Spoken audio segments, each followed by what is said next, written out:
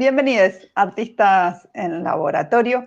Hoy vamos a conversar y nos vamos a trasladar a la ciudad de Córdoba, a esas tonadas y esas sierras. Vamos a conversar con una dramaturga, directora, joven, entusiasta de la práctica teatral, investigadora, o podríamos decir artista investigadora, investigadora artista. Lo vamos a charlar con ella. Es becaria del CONICET, viene desarrollando su doctorado en la Universidad de Córdoba, es docente y una gran impulsora desde el 2014 de un grupo de teatro independiente que se llama Lo Culinario Teatro. Así que tenemos mucho para charlar con Lo Marín. Perfecto, me dicen que sí. Bueno, bienvenida. ¿Cómo estás? Bueno, muchas gracias por esta invitación. La verdad que me halaga y me gusta que esta situación en la que estamos atravesando nos permite estos cruces que de otra forma quizá no se hubieran dado, ¿no? Totalmente, recién charlábamos en la previa de por dónde nos vamos conectando, porque yo estoy en la Patagonia, vos estás en Córdoba, tenemos algunos puntos en común, ciertos deseos fuertes por la práctica teatral, que eso es lo que siempre nos junta, y Escena Propia, que fue y sigue siendo un espacio de encuentro de mujeres dedicadas a la escena teatral, hizo de link para que nos pudiéramos encontrar hoy.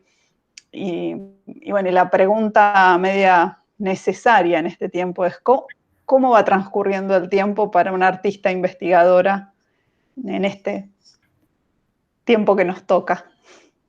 Y bueno, la verdad es que me saco los lentes porque hace reflejo. La verdad es que en este tiempo ha sido un momento de pausa en relación a los ensayos, e inclusive con el equipo, con el grupo que veníamos ensayando con idea del el 6 de junio teníamos fecha de estreno. Es una pausa también de dejar que el tiempo pase y de que nos decanten algunas cosas, porque asumimos que si ensayábamos la obra que estábamos haciendo, cuando se pudiera estrenar, iba a ser una obra obsoleta en algún punto, porque la misma temática que se trata de mujeres privadas de su libertad, no iba, o sea, iba a requerir un reajuste, un repensar, un montón de cosas que sabemos que tenía que pasar lo que está pasando, y recién después poder volver sobre eso y volver a ensayar o volver a plantearse los márgenes del proyecto. O sea, no es la misma normalidad a la que vamos a volver que la que vivimos en ese tiempo que estábamos ensayando. Así que es un tiempo de pausa y de otro tipo de producción, una producción más vinculada al pensamiento y a la reflexión sobre las cosas que se hicieron, quizá. También productivo y también un tiempo de productividad necesario en estas vidas que nos exigen, solo nos exigen. Y en estas repensarse, ¿cómo van transitando alguna actriz me dijo, es un gran duelo, ¿no? De esas obras que teníamos y lo que podemos empezar a imaginar que vamos a poder llevar a escena. La vida nos urge a cada una, en este equipo somos 4 mujeres, y nos urge en el sentido de los apremios laborales. Las salas están en un momento de duelo realmente, hay muchas salas en Córdoba que están cerrando, y eso es un duelo, cada lugar que cierra es un duelo, entonces sería incoherente para nosotras seguir como si nada, y la forma en la que estamos pudiendo seguir es en un momento de silencio, es así. Así que... Ese era el proyecto Bucear sin Aguas, ¿no? Que me parecía muy interesante el impulso de investigar a partir de textos poéticos de mujeres privadas de su libertad. Dijimos eso cuando en un tiempo ensayamos durante la primera parte de la pandemia, y después nos dimos cuenta que no tenía sentido porque nosotras éramos otras, privadas de nuestra libertad en función de proteger a otros, por ejemplo, de detener la propagación del virus y todo esto que estamos viviendo. Y la situación de las presas era otra. También pensamos, ¿cómo vamos a salir cada una de nosotras de esta soledad que está dada por la propia permanencia en la casa, ¿no? De la añoranza del contacto. Habíamos leído tantos registros de las presas sobre extrañar, sobre el cuerpo de sus hijos, sobre el cuerpo de sus familiares, y de repente somos nosotras en ese lugar. Y bueno, por eso es que pensamos, bueno, hagamos una pausa, pensemos qué nos pasa y qué está pasando. No sabemos realmente qué va a pasar. Es más que nada la situación de incertidumbre la que nos detiene, pero también bajar la ansiedad y transitarla así. Me acuerdo que cuando empezamos a armar el cronograma, porque nosotras íbamos a estrenar, que empezó todo esto, las chicas decían, bueno, estos son 15 días, y yo estaba convencida que esto era todo el año, era la señora catástrofe, pero bueno, será. Y bueno, y pensamos, las chicas decían, en 15 días, no sé, yo decía, pues, si ella dice, abrimos el cronograma solo de 15 días, y no. Entonces, ¿quiénes somos después de este tiempo? Y cómo podemos pensar cualquier proyecto, no este que en particular está trabajando sobre esta temática, cualquier proyecto que está pensando una convivencia con otros, una otra edad, y necesita, vamos a tener que repensar quiénes somos, con quién nos conectamos, qué es lo importante en la vida, qué es lo intrascendente. Creo que todo este tiempo va a requerir un montón de nuevos balances. Claro, porque también nos está pasando a quienes tenemos obra a la espera de poder salir a escena o obras en proceso, es pensar, bueno, pero yo en una posible nuevo modo de habitar el afuera. No me gusta lo de nueva normalidad, pero ese nuevo modo de habitarlo es nuestra obra. ¿Va a poder estar ahí? ¿Va a poder convivir con ese nuevo modo? Creo que eso también nos trae muchas preguntas hacia los grupos, ¿no? De revisar cómo la vamos a volver a hacer. O, como decía otra compañera actriz, habrá que dejarla guardada, dormida, o no hacerla más, ¿no? Que es la parte más dolorosa que nos puede pasar. Creo que todo esto se trata mucho de eso también, de aprender a soltar un montón de cosas, las fechas de estreno, los esquemas con los que ensayábamos, un montón de cosas que aprender a soltarlos y ver efectivamente con qué nos queremos quedar. Lamentablemente, mucho del apego que tenemos a lo que hacemos habitualmente está siendo puesto en cuestión. Entonces, va a ser un poco eso, digamos. Con otra compañera estábamos pensando, no lo estábamos ensayando, estábamos en el momento de pensar, y era una obra encerrada en un baño, una sola, entonces todo vamos a tener que pensar de nuevo. Entonces, quizá esta obra nueva, que no tiene nombre, es un proyecto muy, muy embrionario, tiene mucho más que ver con lo que nos está pasando ahora, claro, que lo que inicialmente pensamos en febrero o en diciembre, no me acuerdo cuando nos juntamos. Es como otro reubicarnos. Y también será los sentidos que una obra tenía antes de este proceso de pandemia y ahora son otros. Claro. ¿Qué lecturas vamos a hacer de nuestras propias producciones? ¿Qué ajustes? Porque, bueno, las obras no tienen por qué estar iguales a como las estrenamos. ¿Qué ajustes vamos a necesitar? ¿Qué nuevas resonancias van a producir las obras? Y ser un espectador abierto a que eso pase, digamos, olvidar los viejos, o sea, dejarlo ir a los viejos sentidos que tenían y que aparezcan los nuevos. No hay mucho más para hacer, más que aceptar, procesar y avanzar, me parece a mí. ¿Y cómo te relacionás con el teatro en pantalla? Ah, no, perdón. No te relacionas. No, me cuesta, me produce mucha frustración, me produce mucha tristeza. O sea, lo que amamos del teatro, por eso dejamos de ensayar, por la frustración que nos producía la pantalla. Porque, claro, los ensayos eran de videollamada. O sea, obviamente como somos personas que además nos amamos en términos de la vida afectiva, seguimos en contacto, pero no estamos ensayando, asumiendo que no estamos ensayando, porque las pantallas nos producían una tremenda frustración de lo que nosotros amamos del teatro, es el cuerpo, es es respirar ahí, es la capacidad de poner el ojo en donde se te canta y no donde el cuadro de la pantalla te obliga a ver. Entonces, toda esa convivialidad, que es lo que amamos, no está. Entonces, ya hemos participado, o sea, siempre sumando, tratando de sumar proyectos que son de lectura en casa, es un proyecto muy lindo, pero no se siente igual. Yo decir, apagas la pantalla y ¿dónde está la gente? ¿Dónde está el momento atrás de la bambalina de sacarse el maquillaje? ¿Dónde está el momento de salir y después ir a comer algo? O sea, todo eso es un desazón muy grande que yo en este momento prefiero pararme y pensar antes que un hacer que me produce tanto desazón. Que, esa es la sensación, un hueco. Sí, sí. ¿Y cuál sería, o pregunto, ¿no? Si venís pensando en esta pausa, ¿cuáles herramientas pueden ser más propias o propicias para la transición de aquel teatro que ya no vamos a poder volver a habitar quizás por mucho tiempo a el teatro en pantalla, ¿no? ¿Qué hay en el medio? ¿Lo has podido pensar? ¿Qué herramientas aparecen ahí?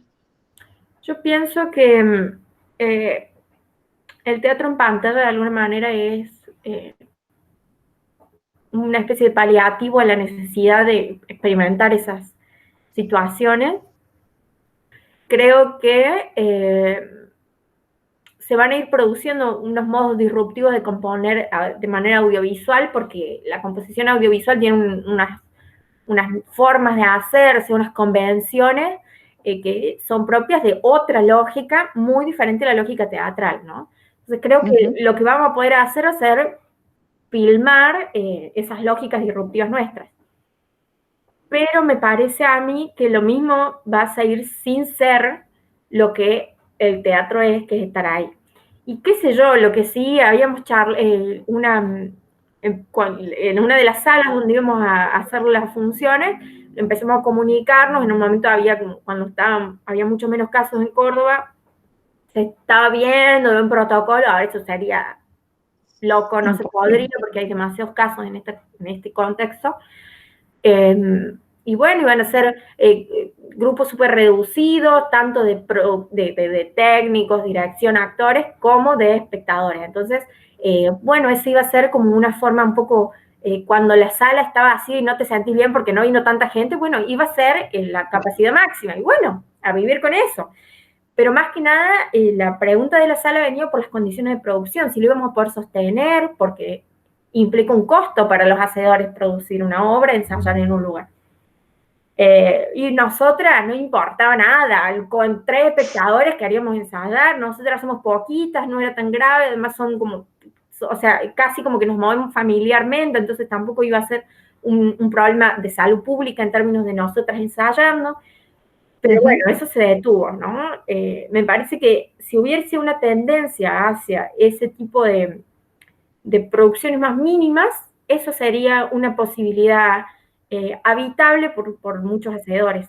Hay muy poca gente que está pudiendo hacer esto de los vivos de Instagram, hablábamos con los compañeros, que también, que les producía mucho desazón, o sea, no usando esas palabras, y como que no se está pudiendo hacer eso con la habitualidad que uno iría de ensayo. O sea, estamos hablando de personas que ensayamos entre 2 y 4 o 5 veces a la semana, o sea, gente que además tiene un trabajo, ya en mi generación, ¿no? Y eso, ya una experiencia al mes o menos, es fuerte, digamos, este impasse. Sí, tenemos como una abstinencia al teatro, ¿no? Sí, totalmente.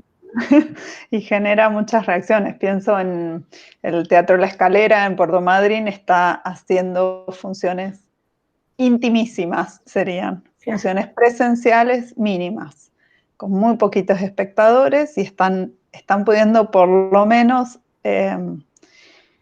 mantener la llama viva, dice Maribel, ¿no? Mantener ese deseo despierto.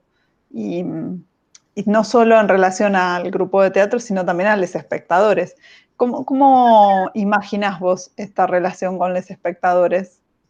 Yo creo que así como yo tengo una tremenda abstinencia de ensayar, muchísima gente tiene una abstinencia tremenda de participar de experiencias conviviales.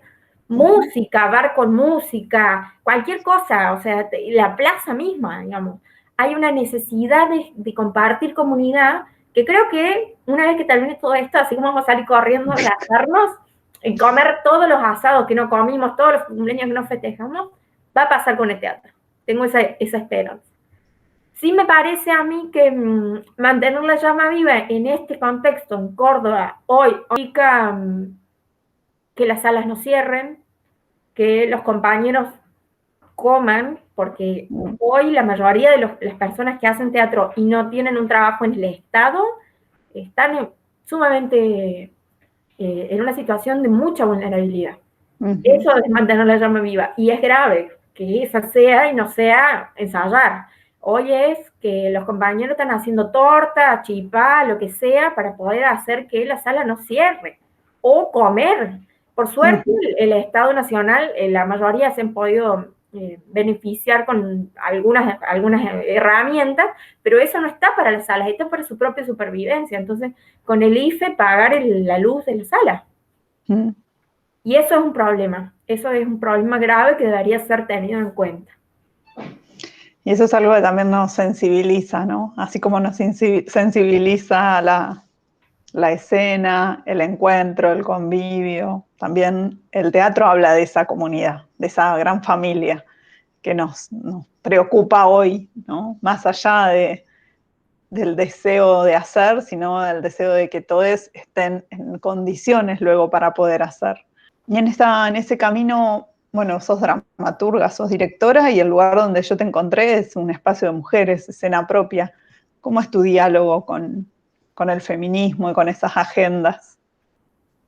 Para mí era un destino, por suerte, que el feminismo respondiera a muchas incertidumbres y problemas que no tenían palabra y no tenían canalización.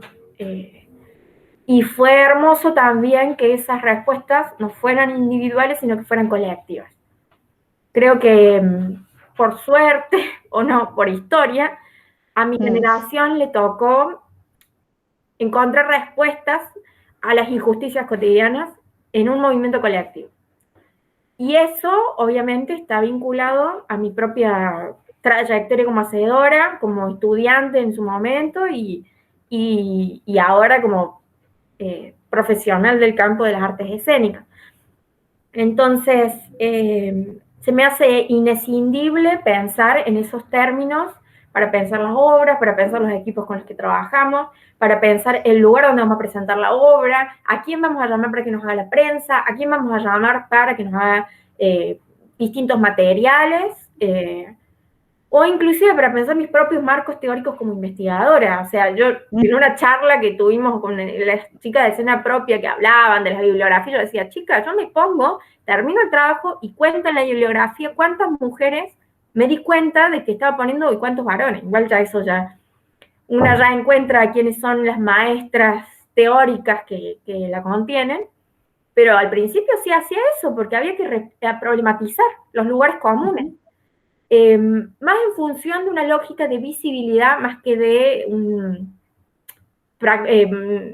una imposibilidad de aceptar a lo que tenga que ver con los varones, sino como, bueno, claro, ¿qué estamos reconociendo? Porque a veces simplemente es un acto de apagarle la luz. O sea, yo pienso mucho en feminismo en términos de la escena, o sea, ¿dónde pongo la luz como directora y dónde no?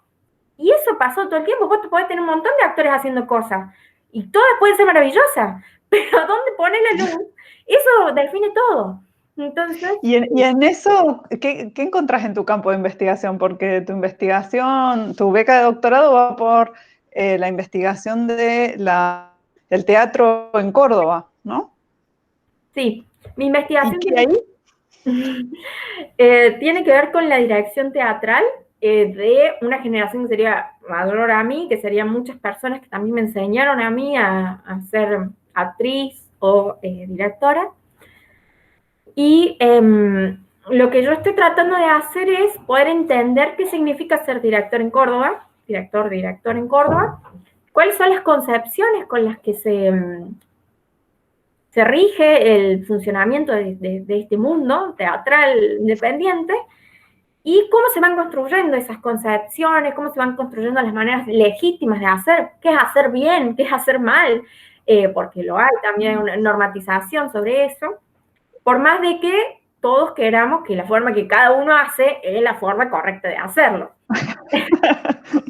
Entonces también mi lectura tiene que ver con eso, y en un momento escribí mucho durante esta pandemia sobre mi investigación. Me di cuenta que lo que estaba escribiendo, cuando alguna vez alguien me dijo como que para qué servía mi investigación, y bueno, me quedé re mal, obviamente, pero en un día estaba escribiendo y me digo, estoy escribiendo algo que en este momento está prohibido, y que no sabemos cuánto tiempo más va a estar prohibido, y tampoco nadie había registrado esas formas de hacer, que son particulares y especiales, ancladas en este territorio, no estaba etnografiado, digamos, registrado en esos términos de prácticas. Y bueno, yo aporto esto. Otras cosas también espero aportar, pero además estoy aportando algo que en este momento se merecía una documentación. Entonces, también un poco va por ahí la investigación de mapear lo que pasa en este territorio, en estas condiciones, en una determinada franja etaria de directores y directoras, pensando que esta búsqueda del concepto de la dirección, cuál es la especificidad del rol, puede servir en otros territorios, que puede servir para pensar la dirección en términos de procesos y no de la obra, porque la teoría de la dirección es la obra hace esto, y para mí la dirección no es la obra únicamente, sino es todo el tiempo que directoras y directores se toman para pensar cómo va a ser el proyecto, para pensar la lógica de los grupos, para pensar acciones por fuera de los procesos escénicos, para pensar, por ejemplo, esto mismo que está pasando en este momento entre nosotras dos, son cosas que quizá un director o una directora puede llevar adelante, proyectos que son teatrales pero no son escénicos, todo el tiempo que directoras y directores se toman para pensar acciones en el mundo social. Entonces, si solamente vemos las obras, estamos desmereciendo toda esa cantidad de tiempo que estos agentes del campo teatral se toman para hacer un montón de tareas que hacen al campo teatral y que hacen a cómo el campo teatral irrumpe en lo social. Súper interesante porque es ponerle un foco al proceso completo, ¿no? A la totalidad de un proceso de dirección que sería un proceso de creación donde hay una parte dedicada al proceso de dirección, pero también hay una parte del proceso creativo que hacen las actrices, los actores, el equipo técnico, ¿no? Todos los que intervienen en este gran acontecimiento que es llevar adelante una propuesta teatral. Hay algunos aspectos que me sorprendieron profundamente, que en este momento lo que he estudiado tiene que ver como cuestiones más de contextuales de la dirección, por ejemplo, la formación, y contextuales históricas y sociológicas quizás. Y dos cosas, mis dos titulares. Y si les gusta, busquen en Google y me leen, porque es una cosa que se desarrolla con bastantes páginas.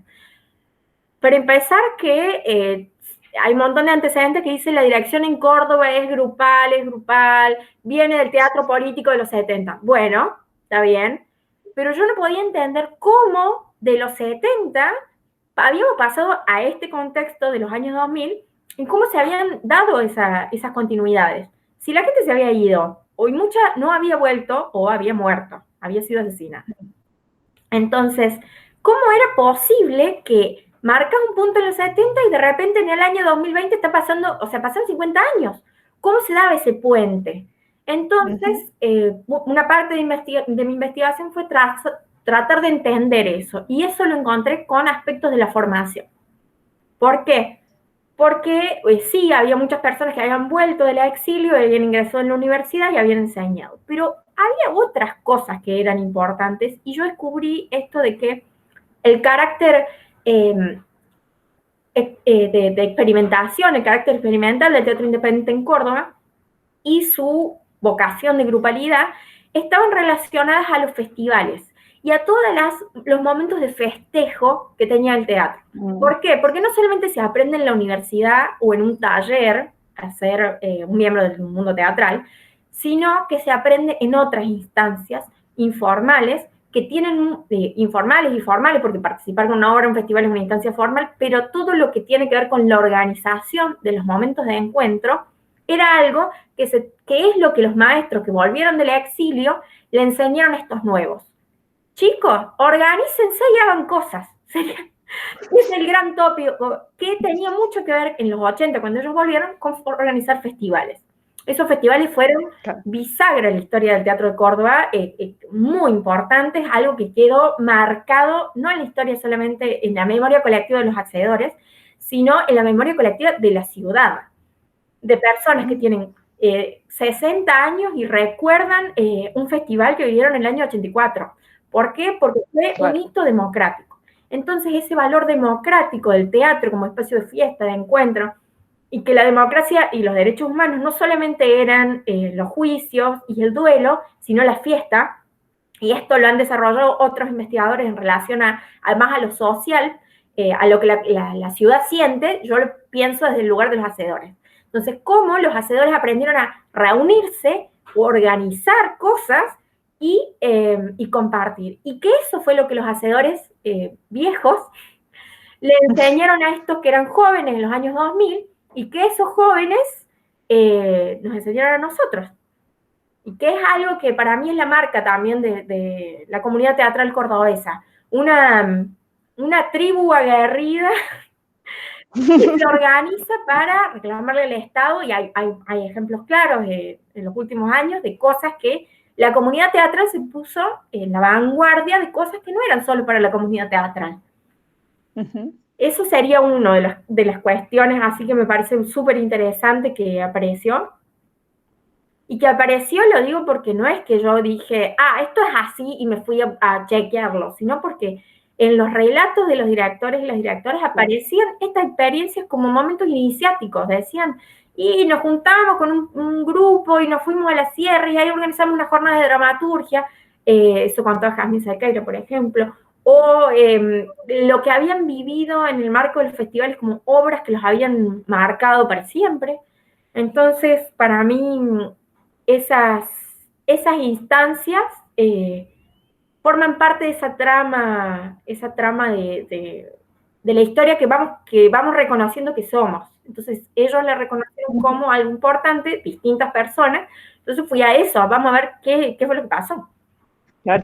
Muy, muy bueno ese recorrido para entender esos puentes también, ¿no? Y cómo a partir de una pregunta empieza el campo de la investigación a buscar cómo darle respuesta a esa primera pregunta de qué pasó entre el 70 y toda esa trayectoria, ¿no? Y este tiempo. Te escuchaba y hablas de territorialidad y hablas de Córdoba, ¿no? Esa particularidad. ¿Cómo mirás la vinculación de las ciudades con un centro tan fuerte como Buenos Aires? Bueno, otra parte de mi trabajo es pensar cómo son esas resonancias. En los años 70, Córdoba estaba mucho más vinculada con Latinoamérica que con Buenos Aires. Entonces, había muchos intercambios, de hecho, las personas se exiliaron hacia esos contactos, ¿no? Se fueron a Venezuela, se fueron a México, y esos vínculos después también se retomaron en los 80. Hoy tiene otro funcionamiento. Creo que el Teatro de Buenos Aires, esto otro me parece que acaba, yo cuando fui a hacer mis entrevistas, pensé que los maestros, o sea, yo les preguntaba, bueno, ¿quiénes son tus maestros? Y pensé que me iban a salir todos maestros de Buenos Aires, que algunos de acá y todos de Buenos Aires. Y eso no pasó.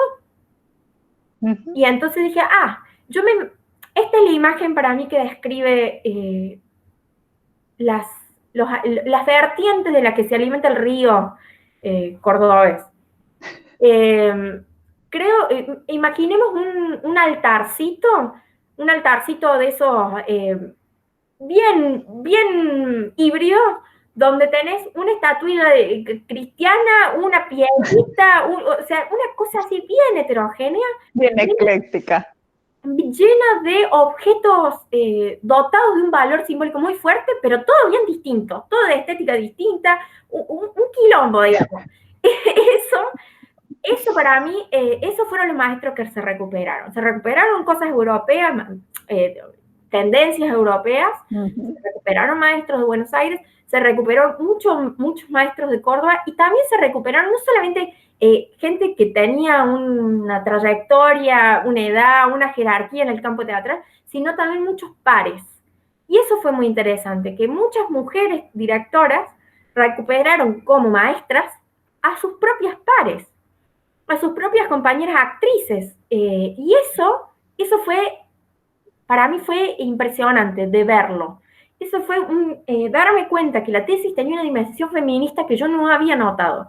Entonces, estas directoras que hablaban de feminismo, bueno, pero del dicho al hecho hay mucho trecho, pero ahí es cuando ves que si yo referencio a una amiga como mi par, que detrás de la bambalina me dijo un secreto en términos de algo que ella había conservado como algo que me iba a funcionar en escena y lo compartió conmigo, es mi maestra. Entonces, pensarlo desde ese lugar es darle valor a lo que en el teatro, en el mundo teatral, no suele tener valor. Esos intercambios, no sé si la palabra sería doméstico, pero todo eso que forma parte de las tramas invisibles, de lo que no está puesto adelante con la luz. Es esto mismo de la luz, o sea, ¿dónde ponemos la luz? Bueno, las directoras, al mencionar a sus propias amigas como maestras, sacaron la luz de los grandes nombres masculinos y la pusieron en sus amigas, en sus pares, en sus compañeras de vida y de creación. Y para mí ese ejercicio es un ejercicio feminista, pero también es un ejercicio de multiplicar, de heterogeneizar los maestros, las vertientes, los lugares de valor y fuentes de conocimiento teatral. Pues está buenísimo lo que comentás porque es como un mapa de las prácticas feministas puestas en la vida cotidiana, de nuestras prácticas, de nuestros haceres, ¿no? Y también me gustó mucho los lugares por donde transita eso, porque justamente vos decís en el detrás de escena un secreto, que tiene que ver mucho con las dinámicas del feminismo, de las mujeres diversas, ¿no? Los espacios de encuentro vinculados a lugares particulares, como pueden ser rincones de una casa, ¿no? Trastienda me sale como palabra, ¿no? Quizá estás en la cola para entrar a una obra y la conversación que tenés con alguien te ilumina, no importa con alguien, y me refiero a no una distinción de género, ¿no?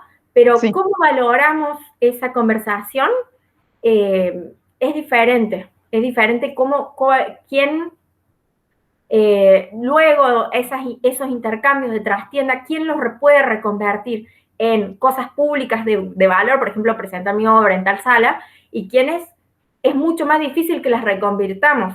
O sea, puede ser lo más brillante del mundo en esa cola, en esa charla, pero de ahí a que te pongan la luz, si son mujeres, es bastante más difícil que si son mujeres. Totalmente, sí. Muy buenas esas metáforas, y trastienda me encantó, me parece que sí, que hay mucho de trastienda, mucho de entretelón de esos otros espacios, de intimidad también, que permite el lugar de la confianza también de las mujeres, que en otros ámbitos siempre ha sido muy castigada, ¿no? Como no autorizada a hablar, no dándole voz, desmereciendo la opinión de las mujeres. O sea, el ámbito teatral ha sido también, y en algunos lugares lo sigue siendo, muy patriarcal en ese aspecto, ¿no? Los maestros que no se los puede discutir, que establecen qué está bien, qué está mal, ¿no? Que normatizan una práctica creativa. Sí, totalmente. Creo que algo que mi generación se puede permitir es cuestionar. totalmente, sí. ¿Y vos pensás que esta insólita pandemia que nos tiene atrapadas ha cambiado tu manera de ver el mundo, de ver el teatro, de habitarlo? Creo que más que nada de valorarlo. Creo que eso, o sea, las obras que no vi, igual. Y creo que tiene que ver con eso, con el valor de los encuentros. Creo que estamos todos con un deseo muy profundo de encontrarnos y eso es el convivio mismo, estar reunidos en un espacio juntos y pudiendo poner el cuerpo aunque sea sentada en la grada con la iluminadora, que vemos la obra, pero me parece que tiene que ver con eso, con añorar y valorar. Creo que hay como toda una cuestión contextual de condiciones de producción, de vulnerabilidad de las artes escénicas que también se ha puesto totalmente exaltado el problema de la cultura en esta ciudad y que requiere una solución ya, es urgente, esto es urgente realmente porque las salas están cerrando, ya cerraron 2 salas en la ciudad. Hay, no tengo el número ahora, pero hay entre 40 y 50 salas en Córdoba y que cierren 2 es un montón. Salas que, una más nueva, que Espacio Urda, y otra mucho más vieja que era Bataclana, y es gravísimo porque se pierden estéticas, porque se pierden espacios donde transformamos lo sensible de esta ciudad. Y por ahí a mí me sorprende porque la Córdoba que yo vivo desde siempre es la Córdoba esta de lo contrahegemónico. Y eso solamente va a existir si están estos lugares. Si no, la única Córdoba que van a conocer todos, inclusive los propios cordobeses, es la Córdoba de las campanas. Entonces, si queremos que Córdoba sea lo heterogénea que es, necesitamos que estos espacios existan. Muy gráfica tu explicación, absolutamente, sí. Y en esto estamos, creo que todas las provincias con una problemática similar, reuniéndonos, fortaleciéndonos como colectivas y colectivos de la práctica escénica, del teatro, de las artes y de la cultura. Y es una emergencia, sin duda, sí. Es un lugar a donde nos coloca esta pandemia para repensar también cuál es nuestro rol, ¿no? Creo que en eso lo ha puesto en un muy primer plano el lugar fundamental que tiene el campo artístico y el campo cultural para soportar situaciones como estas, ¿no? Para toda la comunidad y para que no perdamos un poco lo que vos decías, ¿no? Como esas improntas estéticas, modos, formas de habitar tu ciudad, de habitar tu pueblo, de habitar tu barrio. Si no podemos sostener la cultura o las prácticas de estos campos, todo eso se pierde y nos volvemos maquinitas de televisión. Sí, o realidades mucho más chatas,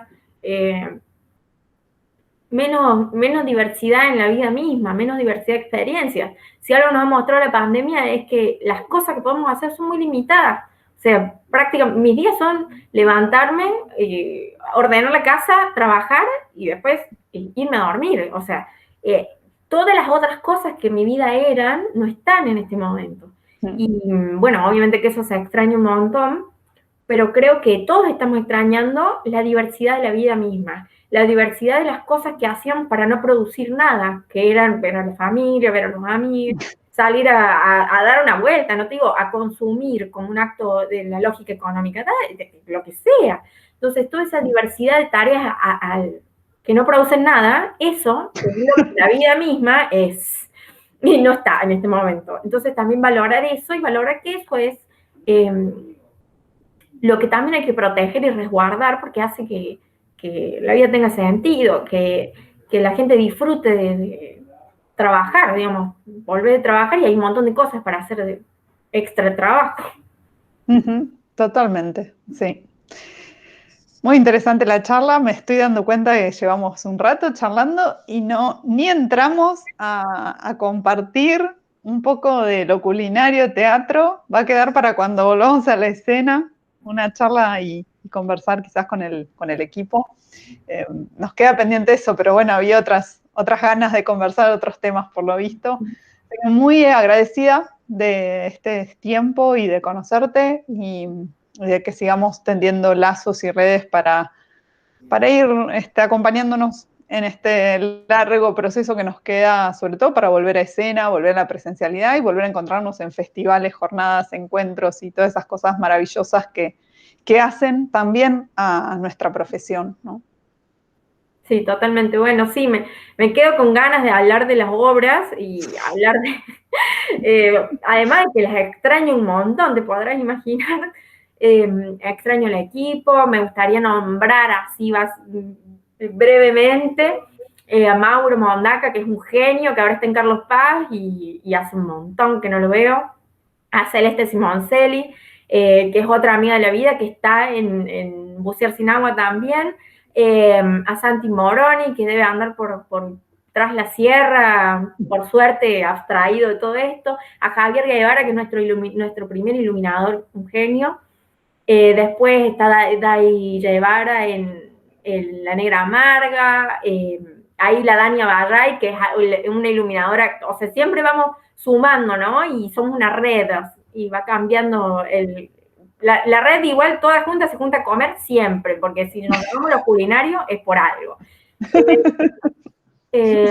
La Vicky Garay, la May Sánchez, la Vicky Garay también está en Bucear Sin Agua, y la Agustina Márquez, que es la iluminadora del nuevo proyecto, escenógrafa también. Así que bueno, toda esa... Muchas mujeres se escuchan ahí y mucha cordobeseada con las Marinas, las Lauras, me encanta. Y en redes sí pueden ver y pueden encontrarles, ¿no? Contá cuáles son las redes. Bueno, en Instagram tenemos Lo Culinario Teatro y tenemos una página web también donde están todos los proyectos. Me está faltando 3 personas, o sea, me iba a ir y me iba a sentir muy mal si no las nombraba, porque hicimos otra obra en el medio que se llama Ipacaraí. En esa obra están Joaquín Piumetti, otro genio, Camila Murias, que también participa mucho de actividad cinematográfica, y Paula Salanova, que ahora la tenemos en Buenos Aires y la extrañamos horrores, que ya deje eso y que vuelva. Bueno, recomendamos acercarse. La página está muy buena, da mucha idea de por dónde navega este grupo de Lo Culinario, más allá de las reuniones de comida, por dónde navega con su estética, con sus búsquedas. Son todas actrices y actores muy jóvenes. Se nota que es una camada que ha generado también desde la práctica del estudio, ¿no? Que generan producción y lo importante que es también hacer todos esos tránsitos a la hora de pensarse profesionalmente. Así que súper recomendado. Ahí en YouTube también tienen pequeños trailers para mirar y conocerles. Así que muy agradecida de este encuentro y nos seguiremos encontrando por ahí. Gracias, María. Muchas gracias.